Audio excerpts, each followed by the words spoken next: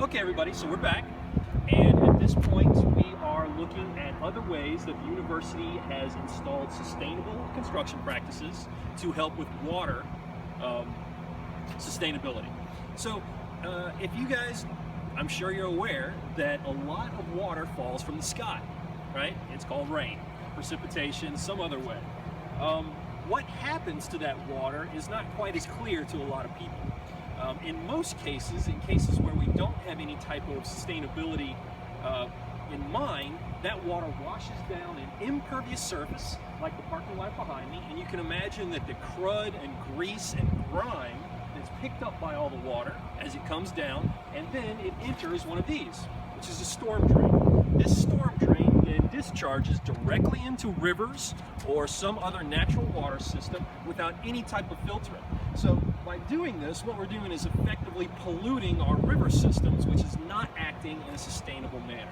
Okay, so what can we do to avoid this? Well, the biggest thing we can do is we can stop runoff from reaching our water systems, right, directly. We need to have this storm runoff, this water runoff from our roofs and from our parking lots go through some sort of filtration process.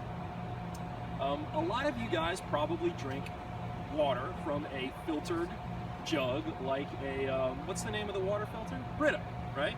So if you shake one of those Brita filters, you'll hear a lot of sand in it. And that's because sand is a fantastic filter, just like the sand that's under our feet. So what Georgia Southern has done is, instead of directly have water runoff move from a parking lot or a roofing system into a drain, they've installed a pervious paver system. So we have two examples of pervious pavers here. We have one that's over here, which is an interlocking, and then one that's over here, which has spaces in between it. You can probably imagine that the one with spaces in between it is even more successful at allowing water to infiltrate into the ground. So these pervious pavers, the purpose of them is to have water congregate on it, collect, and then instead of having it discharged directly into a drain, it allows water to percolate down in through the sand, through the ground, and then reintroduce itself naturally into groundwater. That groundwater then in turn percolates for a great distance and is filtered by the sand before it finally reaches the surface water in the forms of streams. Okay? Another thing to notice is that this drain is at a slightly higher elevation. You can see it's up just a tad from the ground surface. And the reason that is so that the water has more time to sit here before it puddles up high enough to get into the drain. So all of these things are really advanced and really great examples of sustainability construction. And a lot of times, Georgia Southern and Statesboro is not considered to be a very forward-thinking area.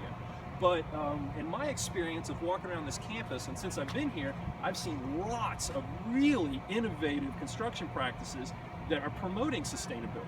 So as you're walking through this campus and as you're walking through other places, take note to see if you can spot sustainability building practices.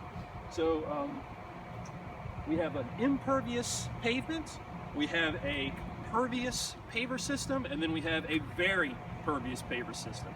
And these are the things that I want you to take note from this particular stop.